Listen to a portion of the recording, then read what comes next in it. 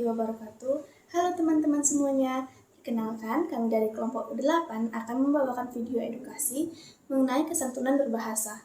Dalam kehidupan sehari-hari, kita tentu tidak pernah lepas dari kegiatan berkomunikasi, baik dengan keluarga, teman, guru, maupun masyarakat sekitar. Karena itu, penting bagi kita untuk memahami bagaimana cara berbicara yang baik agar komunikasi dapat berjalan dengan nyaman dan saling menghargai. Nah, kesantunan berbahasa merupakan sikap bagaimana cara kita menggunakan bahasa yang baik, sopan, dan sesuai dengan situasi saat berkomunikasi.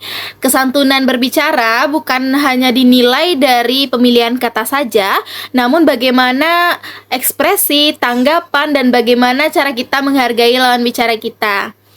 Orang yang memiliki kesantunan itu biasanya lebih mudah diterima di khalayak ramai dan lebih mudah dihargai karena biasanya kata-katanya tidak menyinggung hati orang lain. Dalam kehidupan sehari-hari, masih banyak orang yang berbicara tanpa memikirkan dampak dari ucapannya. Padahal, perkataan yang kasar atau tidak sopan dapat membuat orang lain merasa sedih, marah, bahkan tersinggung. Oleh sebab itu, kita perlu menjaga ucapan kita agar komunikasi tetap berjalan dengan baik dan tidak menimbulkan kesalahpahaman bahkan konflik dengan orang lain. Ada banyak sekali contoh kesantunan berbahasa yang bisa diterapkan dalam kehidupan sehari-hari. Contohnya yaitu kita mengucapkan tolong kepada orang lain saat kita meminta bantuan kepada orang lain. Selanjutnya yaitu mengucapkan kata maaf ketika kita melakukan kesalahan kepada orang lain. Dan terakhir yaitu mengucapkan terima kasih ketika kita sudah selesai dibantu oleh orang lain. Berbahasa yang baik juga diterapkan di lingkungan sekolah. Contohnya seperti berbicara kepada guru, teman, ataupun staf yang ada di sekolah.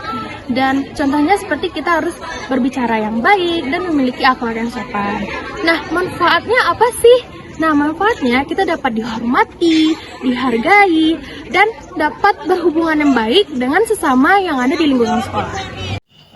Bukan hanya berkomunikasi secara langsung saja, namun kesantunan berbahasa juga penting di dalam media sosial. Saat ini, banyak orang dengan mudah mengirimkan pesan yang tidak pantas kepada orang lain tanpa mengetahui dampak itu terhadap perasaan orang tersebut.